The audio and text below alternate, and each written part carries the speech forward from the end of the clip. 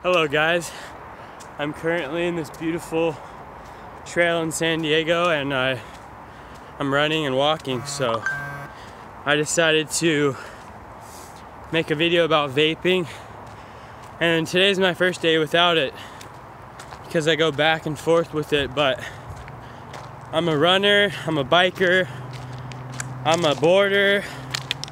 I like every sport that there is. And I noticed when I would vape, it would be so emotionally degrading, meaning that I couldn't focus on the things I enjoyed because I was feeling the side effects from the vape. And that is not a fun way to live life, because I feel like that comes from fear of not knowing what's gonna happen to me, what's actually happening to me while I'm doing it, and in the future. And it's scary to think about. So when you're inhaling all that, you're inhaling all of that vapor, nicotine, PG, VG, it is definitely not good for your body. It's definitely doesn't allow you to feel, it doesn't allow me to feel like myself. I feel as if I'm overthinking, over-rationalizing things. And when I stop that, I'm able to just process things emotionally quite a bit better. Here's a trail I'm on right now. It's very beautiful. And if I was vaping today, I would notice that I would hurry out here so I wouldn't have to hit the vape before I would go on a run. And even when I would do that, I would know that I would come home to the vape and hit it, and that would make my run not as enjoyable, because I'm thinking about the nicotine. I'm thinking about how enslaved I am, really. Look how beautiful this is, guys. You know, you get to enjoy this for what it is when you're not carrying any addictions, you know? When you're addiction free, you get to actually enjoy these kinds of things. You want to be out here instead of feeling like you have to be out here. So very, very important to my happiness was quitting vaping. I was doing 3 milligrams. It wasn't bad, you know. It was actually, the first day it was very, very toxic to my body, and I was like, ugh! Spitting up loogies, yellow phlegm, with some black stuff from me smoking weed for 10 years. But I realized that if I don't vape, it's actually clearing out all of the wreckage I did with the smoking, right? So what I noticed when I was vaping was I would go like this really hard. I would get some black shit. I'd also get a majority of yellow shit. So I know the yellow shit's not from the weed. I know the black shit's from the weed. And, one second. Go. And, yeah, I know the black shit was from the weed. The yellow shit's from the vapor. And, you know, it was really, really, really hard for me to want to do these kinds of things. You know, it was like, why would I want to do this? Why would I, if I hit the vape like over and over again, I feel chill already. Why do I want to go and do things that are gonna make me more chill if I'm already feeling okay? And it wasn't even a sense of feeling okay. It was very, very, very false. A false sense of feeling okay. You know, when you have sex with a random person that you think is attractive, you know, you feel that false sense of importance, like you're, you know, and a false sense of freedom. That's not, I mean, in a sense, that's freedom when you get to be yourself and do things that, you know, be free and not enslaved to a person when you're single. But if you actually have a relationship, it's like, that's not, you know, the actual love and the commitment and trust is in that relationship. It's not It's not in random chicks, so, you know, how's it going? You know, people biking over here, having a good time on this trail. It's like, you know, I bike as well. I bike this trail multiple times, and it's extremely vicious. You know, when you're vaping and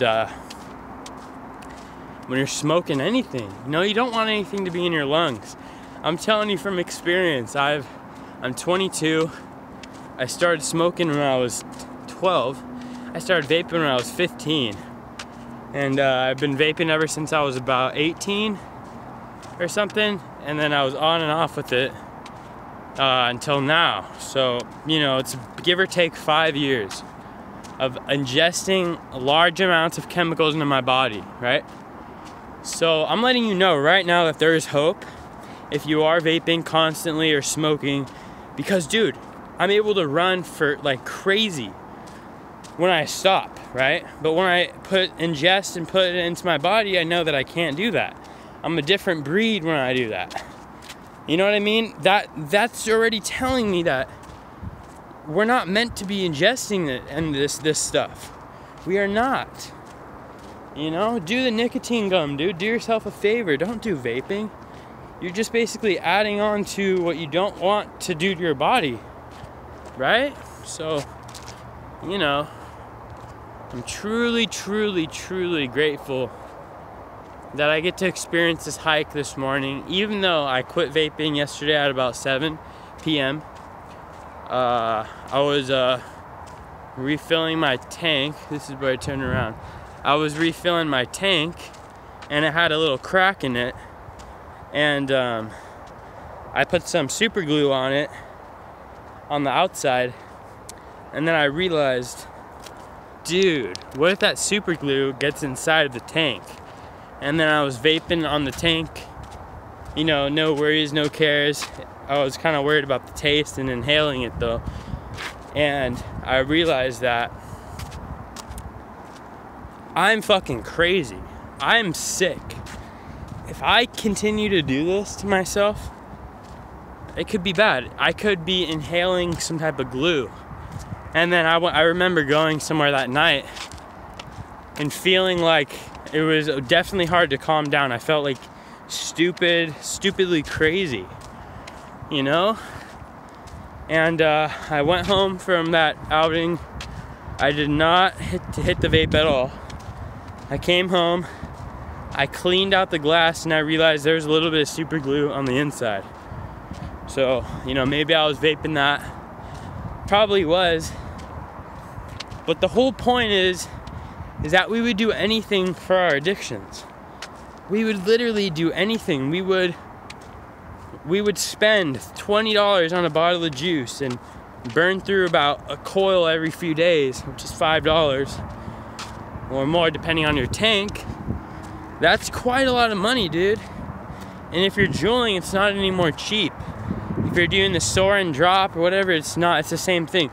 I found that when I went from the soar and drop to the vaping the 3 milligrams, that it allowed me to get off the high amount of nicotine a little bit easier. So I'm grateful for that it helped me with that. Because I was craving the crap out of the Nic salts at 50 milligrams. I was craving it for days, for weeks, and I would only pick it up to do it, I said in my previous video, for a couple days at a time.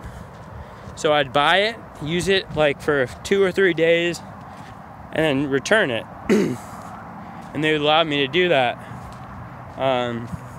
which I don't recommend, because you'd be out of money if they don't let you return it. But that's what I did. I realized that dependence on anything, any chemical, doesn't allow you to live life the way you want. It doesn't allow you to experience life the way you want in comfortability and authenticity.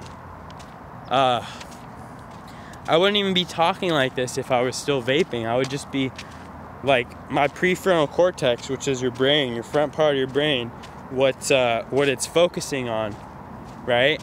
That is just about vape. It's about, why am I vaping? Shit, I shouldn't be vaping. And then right when I think about that, I'm like, no, I'm vaping. What if, and then I start thinking about the consequences to my body, right? And that makes me very scared and gets me in a state of death, a feeling of death. Like, why not eat some processed sugar? Why not eat some processed meat? You know, why not fucking go have sex with some random girl when I have a girlfriend already, right? Stuff like that. It doesn't make you want to do that, but it triggers that sick part of everyone's brain. Everyone is an addict. If you can stop being addicted to vaping, you will be very happy. Don't set a date. I wouldn't recommend setting a date. I would just, once you feel enough pain and enough, like, you're just over it, you know? Once you feel that, you're gonna stop. You're gonna throw that shit against the wall. You're gonna break the glass like I did. You're gonna do something to make it, you know, you're gonna do something to alleviate the pain. That's what we all